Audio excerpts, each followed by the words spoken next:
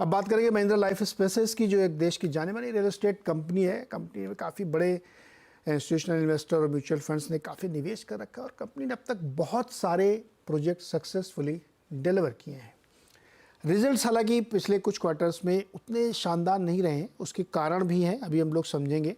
क्योंकि जब हमने पिछली बार बातचीत की थी तो हमें बताया था कंपनी ने कि बहुत जगहों पे अभी अप्रूवल्स आने हैं, इस वजह से थोड़ी डिलेज हो रही है, तो रिजल्ट पे दिख रहा है, क्योंकि एक जस्टेशन के बाद वो नंबर रिफ्लेक्ट होता है।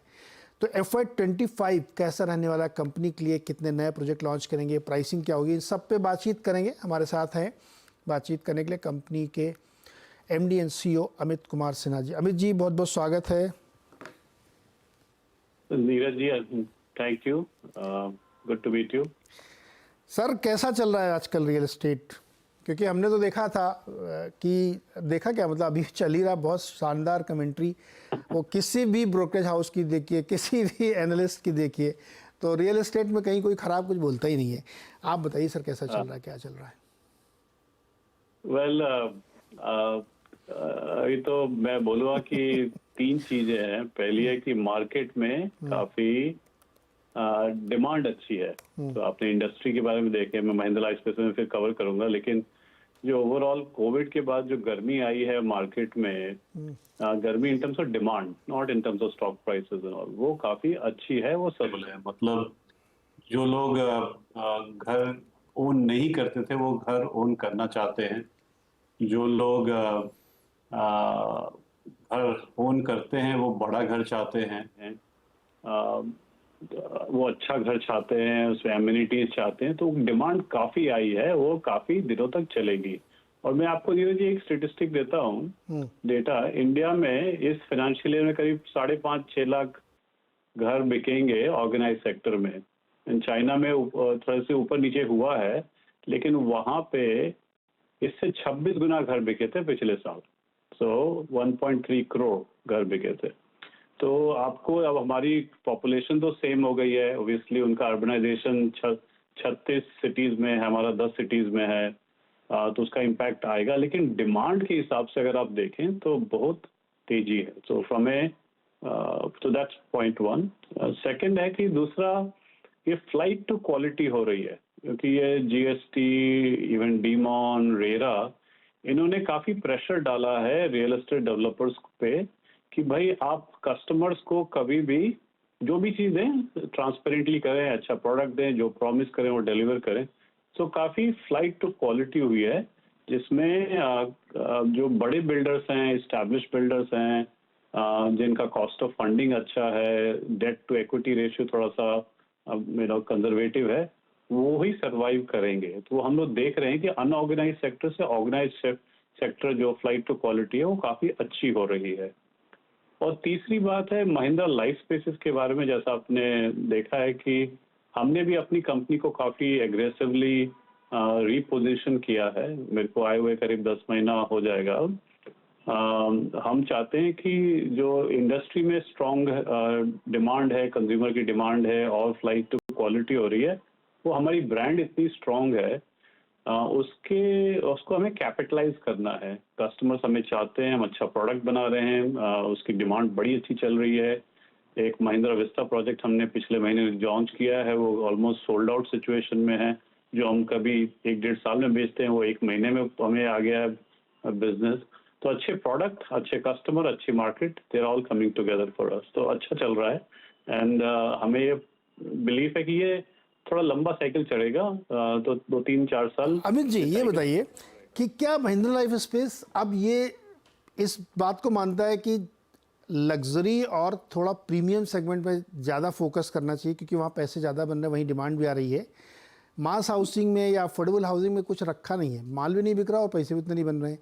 क्या ये सोच आप लोगों के अंदर आ चुकी है और आप फोकस उसी तरफ कर रहे हैं? हाँ, तो बड़ा अच्छा क्वेश्चन पूछा नीरज जी। 4 सेगमेंट होते हैं मार्केट में, luxury, premium, mid premium and affordable. 4 premium segment होते हैं, उसका प्राइस पॉइंट हम लोग देखते हैं। हम लोग ने पहले अफोर्डेबल और मिड प्रीमियम में ज्यादा फोकस किया था, लेकिन जो आप बोल रहे हैं, जो जैसे इंटरेस्ट रेट्स हाई है, बाकी चैलेंजेस होते हैं, लैंड प्राइसेस ज्यादा हो जाते हैं, तो जो अफोर्डेबल सेगमेंट थोड़ी टफ हो रही है from a demand as well as supply perspective. So हम लोग मिड प्रीमियम और प्रीमियम में फोकस कर रहे हैं, और प्रीमियम में ज़्यादा फोकस करना चाहते हैं क्योंकि वो हमारी ब्रांड के हिसाब से काफ़ी सूटेबल है, कस्टमर्स की डिमांड है, और हमें लगता है कि वो दोनों मैच बड़ी अच्छी करेगी। जो हम लोग देना चाहते हैं वो कस्टमर्स को हम दे सकते हैं प्रीमियम सेगमेंट में। लेकिन जहाँ पे मिड प्रीमियम भी है, क्योंकि वो ब्रेड एंड बटर बड़ा लार्ज सेगमेंट है, उसको हम लोग भूलना नहीं चाहते हैं। वो काफ़ी इम्पोर्टेंट सेगमेंट है, हमारे कस्टमर्स को काफ़ी पसंद आता है वो। ये मिड प्रीमियम जैसे मुंबई के कॉन्टेक्स्ट में या एमएमआर के कॉन्टेक्स्ट में समझे तो कितना एक टिकट साइज मानते हैं हम लोग डेफिनेशन ये आप वाइज? सोचिए, हाँ सोचिए कि मिड प्रीमियम अगर पर स्क्वायर फुट में देखें तो 15,000 रुपए, जो आरएनयू पे बोलते हैं, 15,000 रुपए के आसपास मिड प्रीमियम हो गया। अफोर्डेबल 5 से 10 हो गया, 10 से 20 हो गया मिड प्रीमियम, हम 20-25 के ऊपर प्रीमियम हो जाता है। मतलब अच्छा, आपने एक बहुत इंटरेस्टिंग बात कही, चीन वाला आपने कंपेयर किया। सर चीन के मार्केट में एक बड़ी विचित्र सी बात हुई थी कि वहाँ पे लोगों ने अपना बैंक में एफडी करने के बजाय रियल एस्टेट में इन्वेस्ट किया था और या, उसी की वजह से बबल बना था और वो अब जी फूट हाँ, रहा है जी ना। हाँ। सही है ना ये? तो मैं नहीं चाहता कि अपने सही बात भारत है। में ऐसा कोई बबल बने कि लोग इन्वेस्टर तुरंत आ जाएं और फिर वो गड़बड़ करें जैसा पिछले बबल में हुआ था। अभी तो पिछले बबल में जेन्युइन हुआ था। एंड यूज़र ही होने चाहिए। अब ये जी हाँ। बताइए कि आपका जो इंटीग्रेटेड टाउनशिप वाला है, मतलब कॉन्सेप्ट वाइज मुझे ये बताइए कि स्टैंड अलोन बिजनेसेस ज़्यादा फायदे में है कि बड़ी टाउनशिप वाली चीज़ें करें उसका फ़ायदा है, जैसे चेन्नई में आपका था एक वो टाउनशिप वाला? जी हाँ, जी हाँ। तो नीरज जी, आपने बड़ी अच्छी बात बताई, चाइना वाला। हमने ये देखा है 2007-8 में जो बबल उसमें काफी इन्वेस्टर्स थे। वो 2012 तक निकल गए, काफी उसमें मंदी आई थी रियल एस्टेट पे। वो अब अभी इन्वेस्टर ज्यादा नहीं खरीदते हैं, एंड यूजर खरीदते हैं। तो आपने जो बोला बहुत सही बात बोला, चाइना का डुप्लीकेशन नहीं होना चाहिए, और हमने जो देखा 15 साल पहले वो नहीं होना चाहिए। लेकिन चाइना, आपने जो दूसरी प्रश्न पूछा है, वो वर्ल्ड सिटी जो हम लोग बोलते हैं, चेन्नई में काफी बड़ा है, जयपुर में हम लोग कर रहे हैं, और दोनों डिफरेंट बिजनेस मॉडल है। क्या है कि वर्ल्ड सिटी चेन्नई जो इंटीग्रेटेड टाउनशिप है, उसमें इंडस्ट्रियल बिजनेस, मतलब वहाँ पे एम्प्लॉयमेंट क्रिएट होता है। जैसे हमारे चेन्नई में बीएमडब्ल्यू की प्लांट है, महिंद्रा का रिसर्च वैली है, पेगाट्रॉन जो एप्पल के कंपोनेंट्स एंड फोन्स को मैन्युफैक्चर करता है वो है। ऐसे कंपनी, तो वहाँ पे एम्प्लॉयमेंट जनरेशन हुआ, एंड उसके साथ साथ हमने रेजिडेंशियल और सोशल इंफ्रास्ट्रक्चर भी बिल्ड किया। तो वो मॉडल अलग है। उसमें क्या होता है कि अगर आप लैंड अच्छे प्राइसेस पे नहीं लेंगे तो ये 25 साल की जर्नी आप कवर नहीं कर पाएंगे। जो रेगुलर रेजिडेंशियल प्रोजेक्ट होते हैं वो 5 साल की जर्नी। आप लैंड खरीदिए, उस पर अप्रूवल्स लाइए, 4 साल में डिलीवर कीजिए और कस्टमर को हैंड ओवर कर दीजिए। तो दोनों डिफरेंट बिजनेस मॉडल है। इंटीग्रेटेड टाउनशिप में काफी लंबे टाइम के लिए रहना पड़ता है। हमने देखा है, हम लोग को जो डिमांड आ रही है, जो हम लोग देख रहे हैं, उसके लिए हमें फास्ट मूव करना पड़ेगा, वो अर्बन सेंटर्स में है। तो जो सेकंड मॉडल है, जो आप you come in, buy the land, you develop, hand over, वो मॉडल ज्यादा अप्रिशिएटेड है, and faster rotation of money from economic point of view. So we are leaning towards net net sir ये है कि बहुत बड़े प्रोजेक्ट करना कि एक टाउनशिप बनाऊंगा 5,000 हेक्टेयर में और उसमें पता लगा सालों साल चली जा रही है, उसमें फिर फंसने का डर रहता है। ऐसे वो चेन्नई में वाले में कुछ डिमांड नोटिस आ गई थी, वो क्या बहुत मटेरियल है क्या? नहीं, वो सब अंडर कंट्रोल है। वो आते रहते हैं क्योंकि वो हमारे पास गवर्नमेंट के साथ पार्टनरशिप है, as you know, Tamil Nadu government. So we work closely with the government to make sure कि जो भी डिमांड, जो भी चीज आती है, वो इट्स वेल एक्सप्लेन्ड, वो वी आर एड्रेसिंग इट। वो काफी अच्छा, हद तक सॉल्व भी हो गया है। सिन्हा जी ये बताइए कि अभी तो हम लोग नए वित्त वर्ष के एकदम मुहाने पे खड़े हुए हैं, तो लॉन्च क्या होने वाले हैं और किस प्राइस पॉइंट, कहाँ पे, धंधा कहाँ से आएगा बढ़िया वाला? हाँ, तो नए फाइनेंशियल ईयर की बात कर रहे हैं, राइट? हाँ, नए तो हाँ, नए फाइनेंशियल ईयर जी। तो मैंने कुछ दिन पहले अपनी नई स्ट्रैटेजी अनाउंस की थी कि हम लोग 5 साल में 5 गुना बढ़ेंगे। तो जो हमारा F23 का प्री सेल्स था 1800 करोड़, वो हम लोग F28 में 8 से 10,000 करोड़, so थोड़ा रेंज रखा मैंने, तो बट एवरेज मिड पॉइंट 9,000।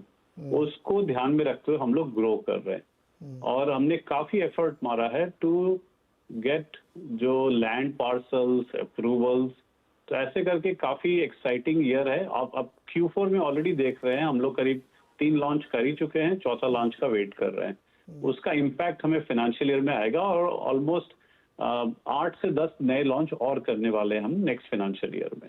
तो वो मुंबई में होगा, वो पुणे में होगा, वो बेंगलुरु में होगा। एक्साइटिंग प्रोजेक्ट होंगे, मिड प्रीमियम प्रीमियम होंगे, प्लॉटेड डेवलपमेंट्स होंगी। सो हम लोग जस्ट स्पीड हमारी बढ़ रही है और एस्पिरेशन तो बढ़ चुकी है। ये वाघोली में अभी आपने कुछ लिया है ना सर? हाँ, वाघोली में लेके हमने लॉन्च भी कर दिया नीरज जी। क्या किस अक्टूबर रेट में 12 किया? को किस रेट में? करीब वो 10,000 के आसपास है, सेलेबल प्राइस पॉइंट है, काफी अच्छा है वो। वेरी इंटरेस्टिंग टाउन, 6 एकड़ का 5.5 एकड़ का प्लॉट है। अभी उस 3-4 पे दिन पहले तो आपने शायद एक्सचेंज को नोटिस दी थी कि वाघोली में लॉन्च किया है और कितना हाँ, 400-500 करोड़ का रेवेन्यू उसमें से आएगा सर, है ना? या उसको 2 फेज में कर रहे हैं, तो करीब 500-600 का पहला फेज है, the remaining would be second phase. तो मतलब वहां पे भी कम से कम आप 1-1.5 करोड़ का फ्लैट बेचेंगे पुणे में भी? जी हाँ, जी हाँ। अब जी हाँ, तो वो पुणे की मार्केट काफी स्टडी है। हाँ। 1.5 से 2, क्योंकि वो फ्लैट थोड़े बड़े हैं नीरज जी। क्योंकि बॉम्बे में फ्लैट छोटे होते हैं, पुणे में करीब 1.5 गुना से 2 गुना फ्लैट होते हैं एवरेज।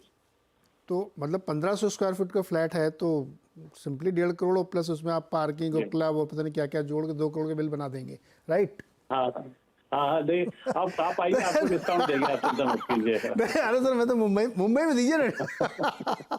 मैं ये कह रहा हूँ कि पुणे के मार्केट में 2 करोड़ वाले कस्टमर आराम से मिलते हैं क्या? जी हाँ, जी हाँ। आजकल ये मिनिमम टिकट साइज 2 करोड़ मान लिया, एवरेज मान लिया जाए वहाँ पे पुणे जी में। हाँ, तो वो पुणे में करीब थोड़ा सा कम होता है, 1.5 करोड़ एवरेज प्राइस पॉइंट होता है। लेकिन 3 BHK वाले हमें काफी मिलते हैं वहाँ पे। क्या है, बॉम्बे में 2 BHK ज्यादा मिलते हैं कस्टमर, पुणे में 3 वाले हमें एवरेज जो होता है वहाँ पे मिलते हैं। तो टिकट साइज थोड़ा बढ़ जाता है, क्योंकि प्राइस थोड़ा सा कम है, क्योंकि अब जरा स्पेस है, ग्रीनरी है, एक्सेट्रा। लेकिन सेंटर ऑफ ग्रेविटी 3 BHK वहाँ पे, यहाँ पे 2 BHK। परफेक्ट सर, मुंबई के 2 BHK में वहाँ 2 BHK मिल सकते हैं या एक बहुत बड़ा 4 BHK मिल सकता है। बहुत डिफरेंस है एक्चुअली।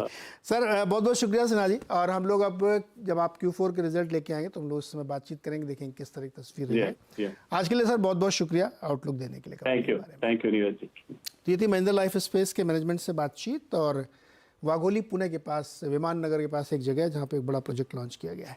छोटा सा एक ब्रेक के बाद मार्केट अपडेट।